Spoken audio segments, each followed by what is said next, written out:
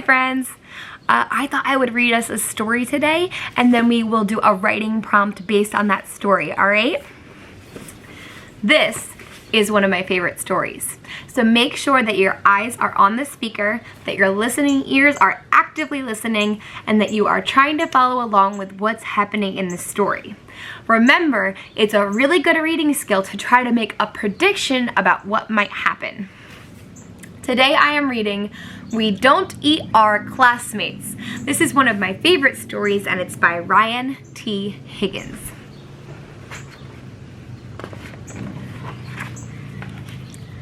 Penelope Rex was nervous. It's not every day a little T-Rex starts school. What are my classmates going to be like? Will they be nice? How many teeth will they have?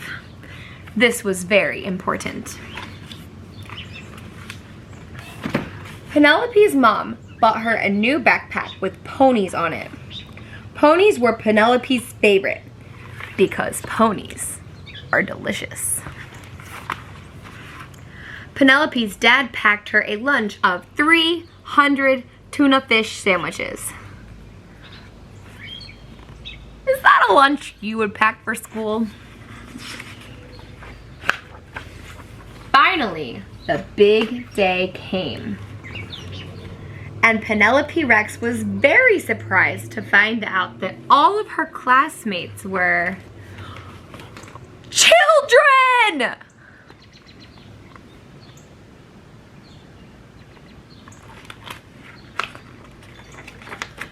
So she ate them, because children are delicious. Penelope Rex, said Mrs. Noodleman, we don't eat our classmates. Please spit them out at once. So she did. It was not the best way to start school. Still, Penelope was determined to have a great first day. She tried hard to make friends at recess. Uh-oh. Trying to eat them. She finger painted some of her best work. What did she paint? Can you see? She painted herself eating a kid. She even saved Griffin Emery a seat at lunch. She said, you can sit here. You can sit here on my plate. Penelope started to notice everyone was making friends but her.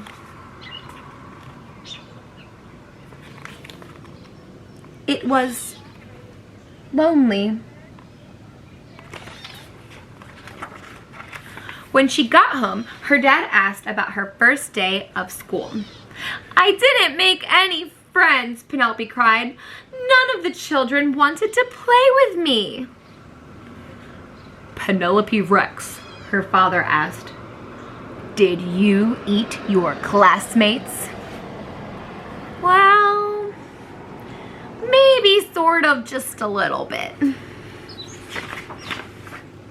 Sometimes it's hard to make friends, said her dad, especially if you eat them. You see, Penelope, children are the same as us on the inside. Just tastier. That gave Penelope a lot to think about.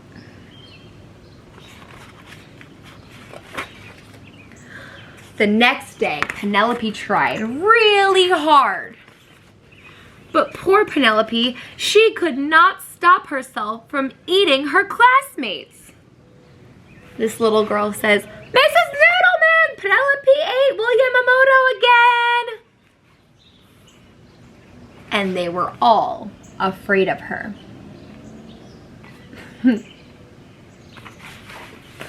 How do you think Penelope is feeling right now?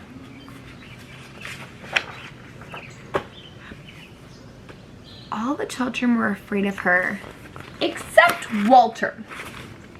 Walter was a goldfish. So Penelope tried to to make friends with him. She says, "Will you be my friend?" Chomp! What's he doing? Eee! Cried Penelope. "He's eating my finger web!"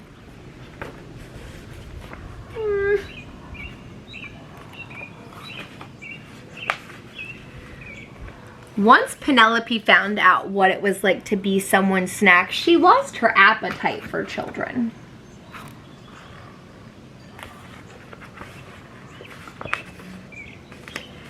She stopped eating her classmates, even when Cece Woodman spilled barbecue sauce all over herself. And soon, Penelope made friends. This child says, "Found you." And then she says, "Want a brownie? I helped make them."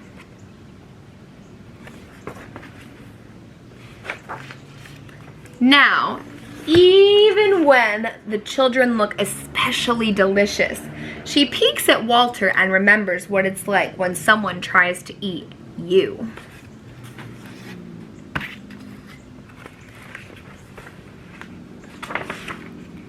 And Walter, the goldfish, stares right back at her and licks his lips.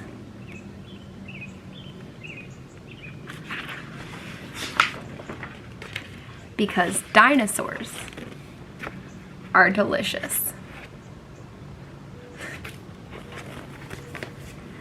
That is the end of our story, friends. That was a fun story, wasn't it?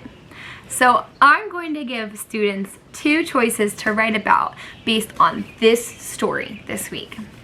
So in the story, Penelope learns the very important school rule that we do not eat our classmates.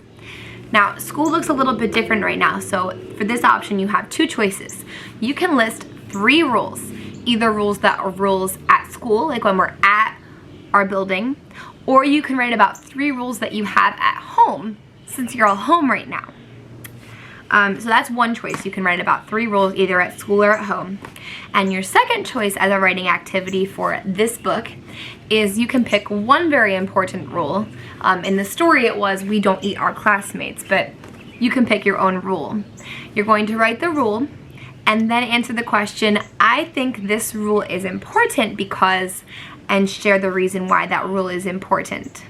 So in the story, Penelope's rule was we don't eat our classmates. And that rule was very important because when you eat your classmates, they don't want to be friends with you. And it's not very nice for the classmates to be all covered in your slobber, right? So you pick a rule at your house. Maybe like if you have a rule about how you need to eat at least 1 bite of everything at dinner, the reason for that rule could be so that you try all the new foods. So you can write your 3 rules for school or home, or you can write 1 rule and tell why that rule is important.